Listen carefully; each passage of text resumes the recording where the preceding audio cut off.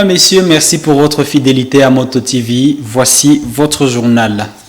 La deuxième et dernière journée ville morte décrétée par un groupe de pression a été observée ce mardi 26 avril en ville de Butembo, bien qu'étant d'accord avec les revendications des groupes de pression concernant la levée de l'état de siège. La société civile de Butembo s'oppose cependant à la procédure empruntée pour exiger sa levée. Vous suivrez les raisons dans ce journal avec les rapporteurs de cette structure. Implication présumée dans le trafic des munitions et des guerres en Ituri, une dizaine de personnes, dont des militaires FARDC et des civils, sont attendues par la cour militaire opérationnelle à Bunia depuis le lundi 25 avril. Vous aurez le compte rendu de cette première audience dans ce journal. Voilà tout pour les titres.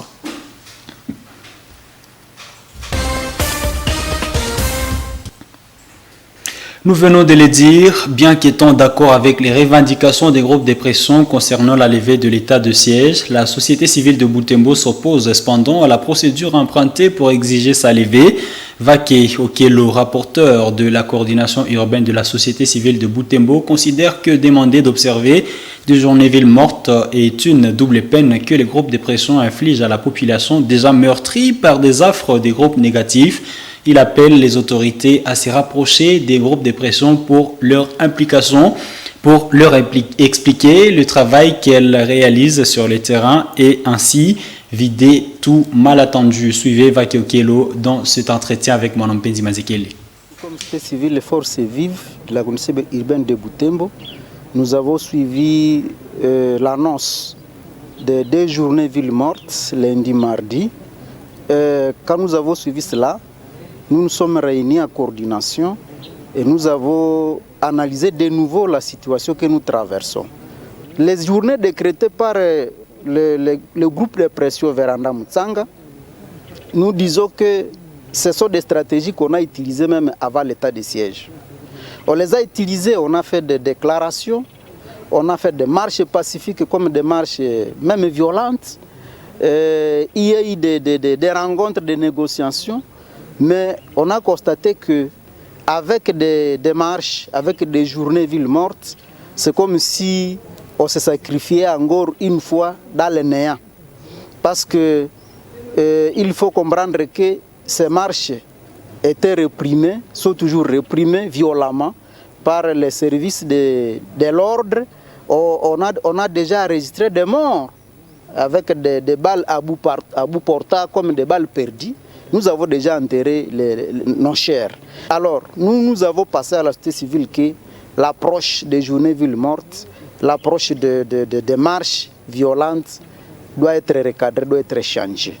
Aux organisations qui organisent cela, mais avant d'y arriver, il faut plutôt dire que les gouvernements devraient réexaminer, devraient recadrer l'état de siège. Si on constate que l'état de siège, dans le format actuel, n'a pas donné de résultats, pourquoi le maintenir? Pourquoi continuer à maintenir une approche, un format qui n'a pas donné de résultats? Si réellement l'objectif était d'imposer la paix et que la paix elle doit être à terre, alors on change d'approche. Et si on ne change pas d'approche et qu'on continue à maintenir les mêmes stratégies, nous allons passer que ce n'était pas ça l'objectif, qui avait autre objectif que celle que nous passons là. Si les civils dans leurs organisations commencent à vouloir demander la fin de l'état de siège, il faut dire que c'est la demande de presque tout le monde. Mais c'est seulement la stratégie, l'approche pour y arriver qui ne tient pas.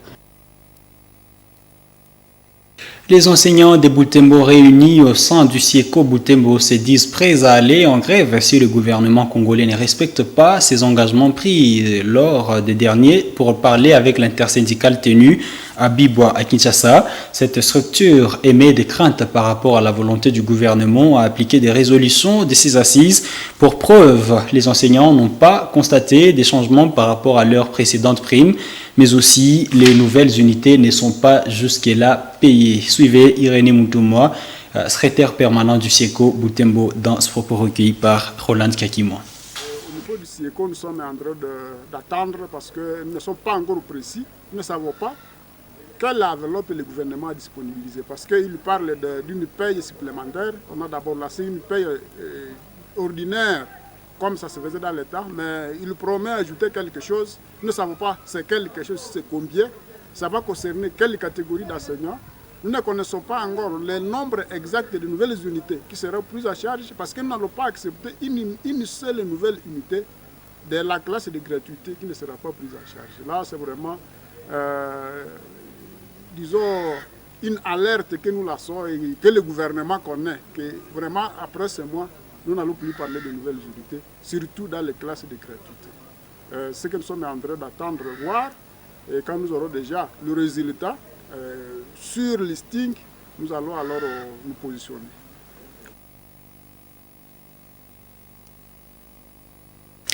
L'humanité célèbre la journée mondiale de la propriété intellectuelle ce mardi 26 avril. La propriété intellectuelle éclaire sur le rôle que jouent les droits de propriété des œuvres de l'esprit dans la promotion de l'innovation et de la créativité. En ce jour, Moto TV s'est intéressé à la problématique du droit d'auteur en ville de Butembo, tout en fustigeant la piraterie des œuvres qui restent fréquentes en ville de Butembo. Le chef de l'agence de la Sokoda qui s'occupe des droits d'auteur, Maître Kambale Kikusa, appelle les contrevenants au respect de la loi relative à la propriété des œuvres de l'esprit. Suivez-les dans ce propos recueilli par Grace Kaniki. Pour lutter contre la piraterie, la première des choses, nous avons la loi devant nous. Notre texte de base, c'est l'ordonnance de loi numéro 86, base 033, du 5 avril 1986, portant protection des droits d'auteur et droits voisins. En fait, c'est une loi qui définit les différentes modalités pratiques pour les auteurs de cette piraterie-là. En fait, c'est une loi déjà qui définit toutes les modalités pour tout celui qui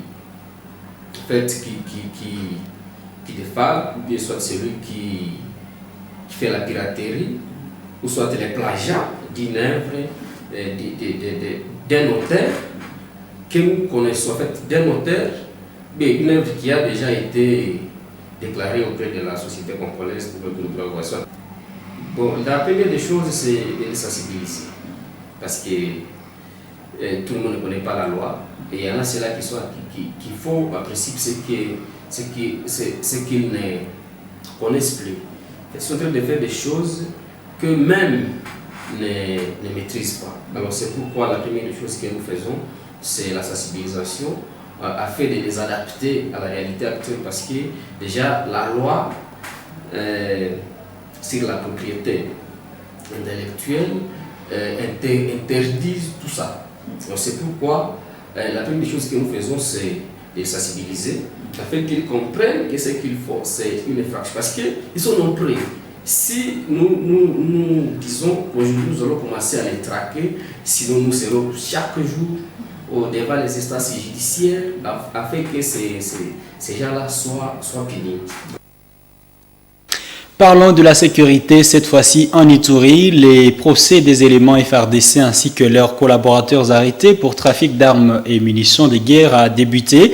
Lundi 25 avril à Bunia, les prévenus ont comparu devant la justice militaire et parmi eux figurent 9 éléments de forces de sécurité et 6 civils. Ces personnes sont poursuivies pour crimes de guerre et participation aux mouvements insurrectionnels, mais aussi l'association des malfaiteurs. Suivez le compte-rendu de Junior Selemani de la RTC Bunia. La première audience de ce jour a été consacrée à l'identification des prévenus et de bien saisir.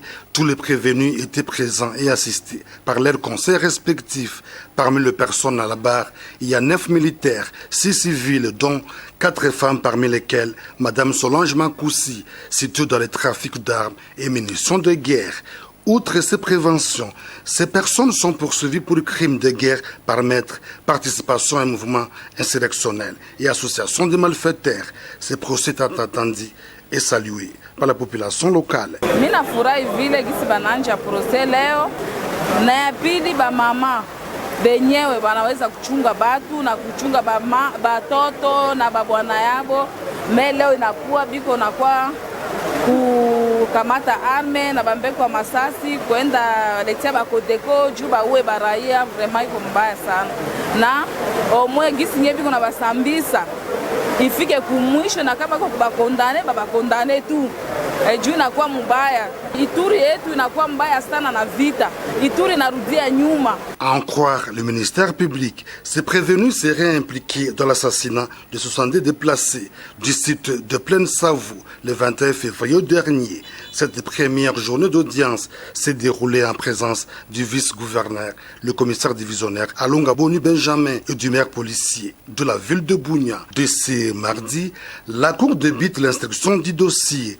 Rappelons que c'est la énième audience publique qui touche les officiers supérieurs de FRDC, une façon de lutter contre la pratique des antivaleurs au sein des forces de défense et de sécurité dans cette période de l'état de siège tel que voulu par le chef de l'État, Félix Antoine Tshisekedi Tshilombo, imprimé en Ituri par le gouverneur militaire et commandant des opérations, le lieutenant général Luboyanka Shomajoni.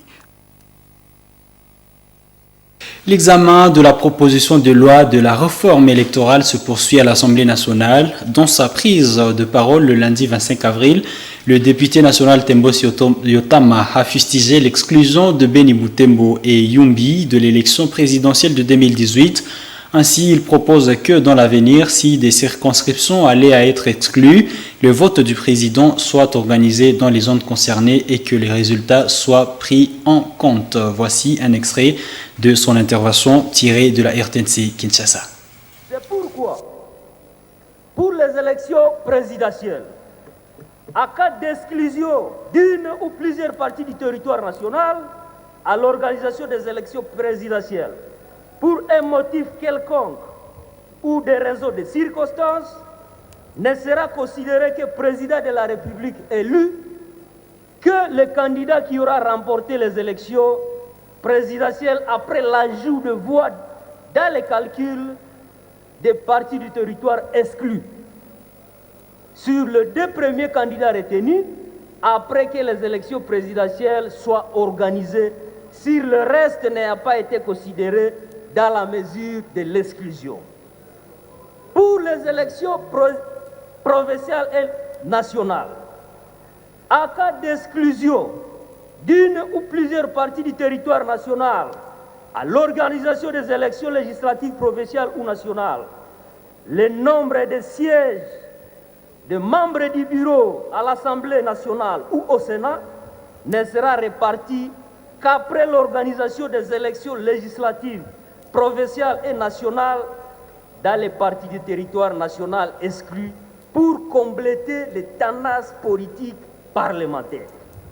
Enfin, en rapport avec le 17e point dont G13 a fait allusion, nous proposons la création des agents judiciaires électoraux qui seront chargés de certifier tous les PV après chaque opération de vote et seuls les PV certifiés présentés à la phase des contentieux devraient être considérés par les instances judiciaires.